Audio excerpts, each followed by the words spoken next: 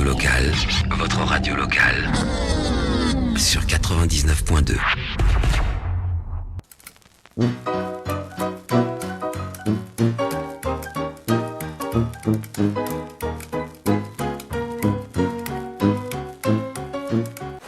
RGB. Votre journal d'information locale, Théo Guiton. Bonsoir à toutes et à tous. Dans l'actualité du mercredi 15 octobre, la mairie communiste de Pierrelet passe la main après 48 ans de mandat, on y reviendra. Une rentrée difficile, mais une équipe qui ne manque pas de ressources. Nous sommes allés à la rencontre du capitaine et des coachs des Jokers. Reportage dans un instant, c'est mercredi, et qui dit mercredi dit cinéma. Coup de projecteur avec Damien Morel. Et puis côté météo, demain, votre journée est aux éclaircies. Comptez 13 dans la matinée, 15 l'après-midi.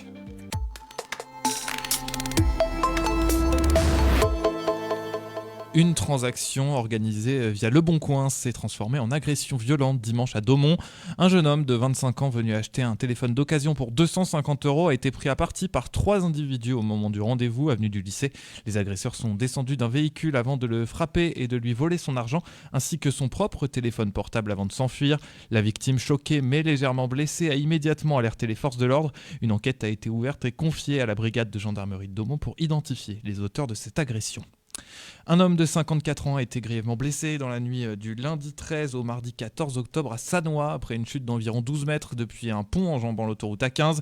Alerté vers 2h17, les pompiers ont retrouvé la victime consciente mais dans un état grave. Par chance, elle n'a pas chuté sur les voies de circulation mais sur une zone en travaux, évitant ainsi d'être percuté par un véhicule. L'homme qui aurait expliqué au secours être tombé accidentellement a été transporté en urgence absolue vers l'hôpital Beaujon à Clichy.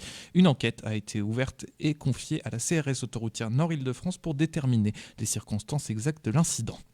À 83 ans, Michel Valade, maire communiste de Pierrelet depuis 1977, met un terme à 48 ans de mandat. Ce mercredi 15 octobre, lors d'un conseil municipal extraordinaire, il cédera officiellement son écharpe à son premier adjoint Claude Coët, également membre du PCF, figure locale respectée. Michel Valade a profondément transformé Pierrelet, passé en un demi-siècle de 3600 à 10 000 habitants. Sous sa direction, la commune s'est dotée d'une zone d'activité, d'un collège, de nouveaux équipements publics et a su préserver ses espaces naturels, notamment en refusant l'urbanisation massive liée à la ville nouvelle de Cergy-Pontoise. Je commence à être fatigué, à mon âge il est temps de passer la main, dit-il. Il restera néanmoins conseiller municipal jusqu'aux prochaines élections pour assurer la transition. Pour beaucoup d'habitants, ce départ marque la fin d'une époque. Certains saluent un maire proche de ses administrés et fidèle à ses convictions, quand d'autres y voient l'occasion d'un renouveau politique. Une page se tourne pour Pierrelet et pour le Val d'Oise, qui perd ainsi son plus ancien maire en exercice. 2 victoires, 8 défaites. On ne peut pas dire que ce début de saison soit réjouissant pour les Jokers de Cergy-Pontoise qui continuent de travailler pour donner le meilleur possible avec toujours de l'espoir. Nous sommes allés ce matin à l'Arenaïs pour leur entraînement. Ambiance studieuse ce matin à l'Arenaïs pour les Jokers. Après une nouvelle défaite contre les Boxers de Bordeaux, le capitaine Patrick Coulombe évoque des difficultés pour ce début de saison. On a démarré en force si on veut avec 2 victoires, mais depuis on est dans le dur mentalement parce que ça fait plusieurs défaites qu'on enchaîne, donc c'est toujours un peu dur pour un sportif là, de se sortir de tout ça. Oui, bien c'est une nouvelle équipe, une équipe très jeune, la plus jeune du championnat d'ailleurs. Donc je pense que l'expérience joue un petit peu aussi en ce début de saison. Mais il va falloir ajuster les choses. On a un nouvel entraîneur aussi, donc beaucoup de nouveaux, beaucoup d'ajustements.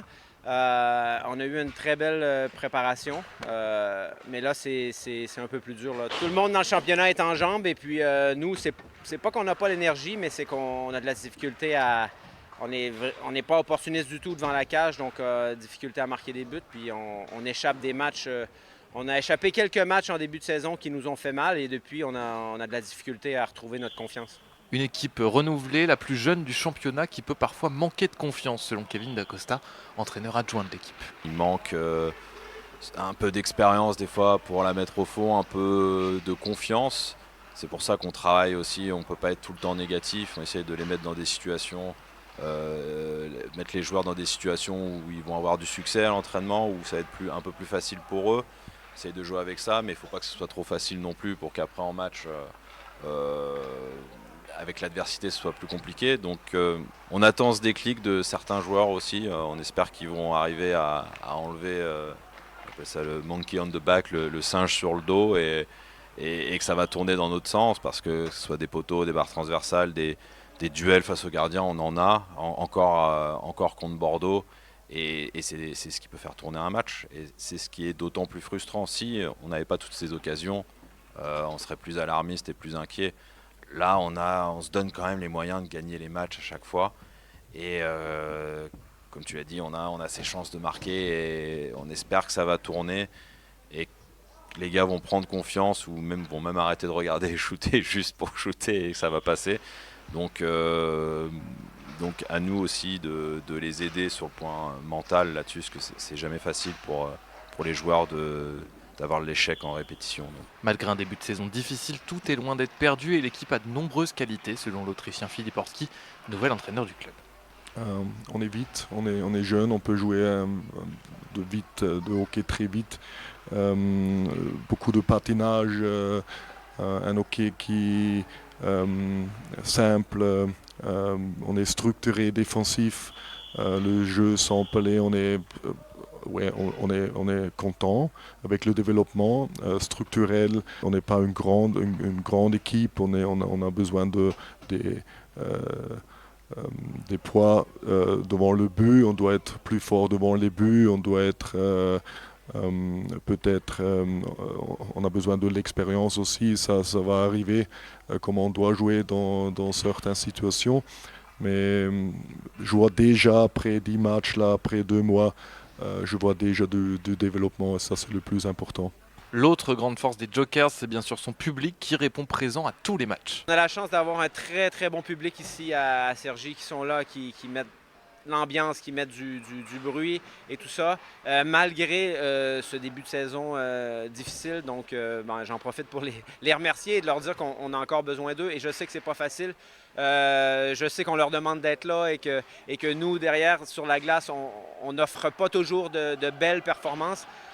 On essaie de faire du mieux qu'on peut, ça passe pas toujours, mais là, spécialement en ce moment, c'est une période plutôt difficile. Il ne faut pas tomber dans une spirale négative et de se plaindre sur toutes les petites choses qui ne peuvent pas fonctionner, ou sur la fatigue et ces choses-là. Donc, il faut essayer de garder le sourire, essayer d'amener l'énergie positive dans le vestiaire en tant que capitaine. J'essaie de montrer l'exemple sur la glace et hors glace aussi, c'est très important. Et puis, une saison, c'est long, donc c'est de continuer de bien bosser, comme je l'ai dit plusieurs fois déjà.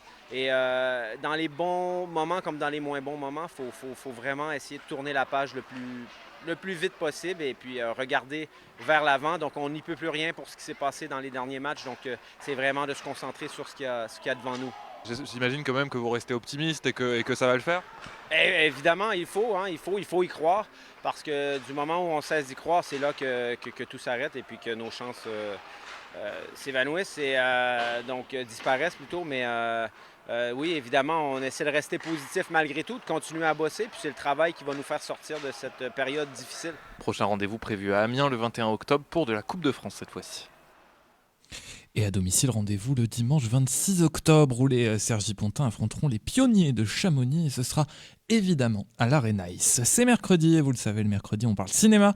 C'est l'heure du coup de projecteur de Damien Morel. Ah bon, il a pas de prénom. Oublie que t'as aucune chance, vas-y fonce. Rubrique cinéma. Et on commence cette chronique cinéma en direct avec Utopia Saint-Ouen-l'Aumône, une soirée rencontre exceptionnelle. C'est le mardi 13 octobre à 20h30, organisée par l'association France-Palestine Solidarité Cergy, suivie d'une rencontre avec le réalisateur palestinien Iyad Alastal. Le film, c'est Pour l'honneur de Gaza. C'est un documentaire palestinien de 2025. Donc voilà, un récit de survie, mais aussi d'espoir et d'amour. Le film nous rappelle que malgré la guerre et la destruction, la vie continue dans les camps et sous les tentes. C'est mardi 13 octobre à 20h30 à Utopia Saint-Ouen-l'Aumône. En sortie nationale, on va essayer de un petit peu se réchauffer avec du rire et un petit peu plus de bonne humeur. Le très médiatisé Nouvelle Vague de Richard Linklater. réalisateur indépendant très connu aux États-Unis, n'est-ce pas? Le film qui raconte l'histoire de Godard tournant à bout de souffle, raconté dans le style et l'esprit de Godard tournant à bout de souffle. La nouvelle vague, qu'est-ce que c'est? La nouvelle vague, c'est une déferlante dans son approche du cinéma. Je vais essayer de vous résumer ça en 4 lignes. Godard tourne à bout de souffle, et là, il termine le film, et les producteurs lui disent « c'est trop long ». Alors Godard arrive en salle de montage et commence à faire des coupes, presque au hasard dans son film, parfois au milieu d'une séquence, à la fin d'une phrase. Ça bouleverse complètement le rythme, bien sûr, comme vous pouvez l'imaginer, et ça donne une ambiance tellement particulière que ce coup de tête va devenir un coup de génie. Ça dynamite les codes du cinéma et le nouvel Hollywood sera fan. Le nouvel Hollywood, c'est Steven Spielberg en tête. Enfin, une avant-première pour terminer, c'est au Pâté Conflans et c'est ce samedi à 14h.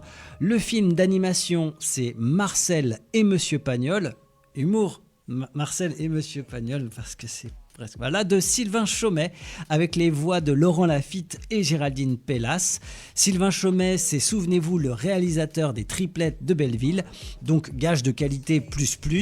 On y parle de Pagnol, son enfance, sa Provence, et surtout l'arrivée du cinéma parlant. Donc si vous voulez gagner des places, vous nous appelez au 01 30 38 25 25, 01 30 38 25 25, ou vous nous écrivez à radio-rgb.net. Le film d'animation en avant-première, Marcel et Monsieur Pagnol, c'est ce samedi à 14h au Pâté Conflans. Damien Morel, rendez-vous mercredi prochain pour un nouveau coup de projecteur, une nouvelle chronique cinéma. Et par ailleurs, il vous attend d'ailleurs pour la projection de son court-métrage Facteur Humain ce soir à la Fabrique d'Éragny à partir de 20h. Il y racontera les coulisses du tournage et de la production de l'œuvre tournée à Cergy-Pontoise. C'est 2 ans de travail. C'est 2 ans de travail, effectivement. Ça a été, voilà, à partir du moment où j'ai eu le scénario qui me plaisait, j'ai commencé à monter une équipe. Alors voilà, il y avait 9 courts-métrages avant qui m'avaient permis de monter une équipe assez solide, un noyau de professionnels. Et puis, il a fallu trouver les fonds. Donc, ça a été pareil pendant 1 an et demi, la recherche de fonds Made in 95. C'est comme ça que j'ai abordé cette partie production. Et puis après, toute la fabrication artistique et de bout en bout, du moment où je lance le projet jusqu'à la fin du montage, c'est 2 ans. Alors, ça donne Facteur Humain, du coup, ce court-métrage. Alors, attention, il parle de quoi, ce court-métrage? Qu'est-ce que c'est, Facteur Humain? Ça raconte l'histoire d'un guitariste qui va découvrir 10 000 euros tous les matins dans sa boîte aux lettres. Ce qui est beaucoup, 10 000 euros tous les matins. C'est quand même beaucoup.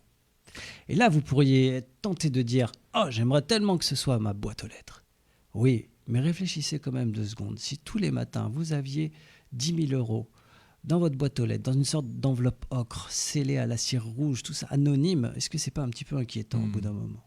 Voilà. Rendez-vous ce soir à la Fabrique d'Éragny à partir de 20h.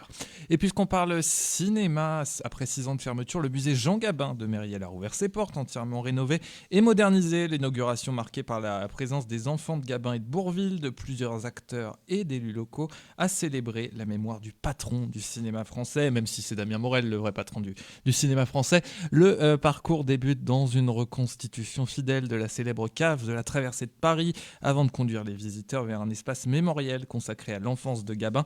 Sa chambre, ses passions pour les trains, les chevaux ou la pêche y sont présentées dans une scénographie immersive. Le premier étage accueille désormais des expositions temporaires. La première, visible jusqu'à la fin octobre, explore la complicité... Ah non, jusqu'à octobre 2026, pardon. Explore la complicité entre Jean Gabin et Louis de Funès, 2 géants du cinéma populaire. Avec un coût total de 500 000 euros financé par la ville, la région, le département et l'État, le musée propose un lieu à la fois culturel et vivant, ouvert aux artistes locaux et aux écoles. En 2 semaines seulement, plus de 500 visiteurs ont déjà franchi ses portes. Avant de terminer ce journal, je voulais profiter de la tribune qui m'est donnée tous les soirs à 18h pour vous parler un petit peu du projet de loi de finances 2026, puisqu'on vient de l'apprendre. Le fonds de soutien à l'expression radiophonique subirait une baisse historique de 44%. Pour ceux qui ne le savent pas, le fonds de soutien à l'expression radiophonique, qui est financé par le ministère de la Culture, c'est ce qui finance en grande partie les radios associatives, ces 600 radios radios associatives en France, c'est notre radio associative. Cette baisse de 44%, elle veut dire quoi ? Elle veut dire beaucoup de choses. Elle veut surtout dire que certaines radios seront obligées de fermer leurs portes sans doute à terme. Évidemment, c'est la partie immergée de l'iceberg, puisque également dans les associations, on parle de moins 59% pour l'économie sociale et solidaire et moins 26% pour la vie associative et la jeunesse. Alors voilà, c'est dire à quel point ce budget aujourd'hui est gravissime. Pourquoi c'est gravissime ? Parce que ça pourrait tout simplement réduire au silence certaines radios, et réduire au silence les radios, ce n'est pas seulement juste fermer la radio, c'est aussi arrêter d'entendre les voix qu'on entend, notamment nos bénévoles évidemment, qu'on salue, plus de 60 sur l'antenne, mais aussi les associations, les élus locaux, les petits projets dont on ne parle pas sur les autres médias, les clubs sportifs aussi. Tout ça, c'est notre travail. On le fait déjà dans des conditions parfois qui sont précaires, il faut le dire, mais on le fait parce qu'on est passionné, on continue de le faire parce qu'on est passionné. Tout ça pour dire qu'aujourd'hui, la situation est gravissime. Donc évidemment, on appelle à votre soutien plus que jamais, que vous soyez auditeurs, les personnes qui nous écoutent aussi au quotidien. Voilà, n'hésitez pas à nous témoigner de votre soutien, à vous mobiliser aussi. Je pense aux élus aussi qui nous écoutent souvent. N'hésitez pas aussi à réagir, puisque on le dit, quand on en a besoin, on a besoin de vous, chères auditrices et auditeurs, chers élus, chers responsables associatifs. Voilà, je pense que c'est important. C'est la fin de ce journal. Merci à Damien Gissa pour sa réalisation. Retrouvez-nous évidemment dès demain sur RGB 99.2, sur radio-rgb.net, en podcast sur toutes les plateformes de streaming, mais également sur Facebook, bien sûr, en live. Et maintenant, d'ailleurs, ça marche, comme vous pouvez le constater, vous pouvez me voir. Et vous pouvez voir tout de suite Damien Gissa qui va vous présenter la programmation.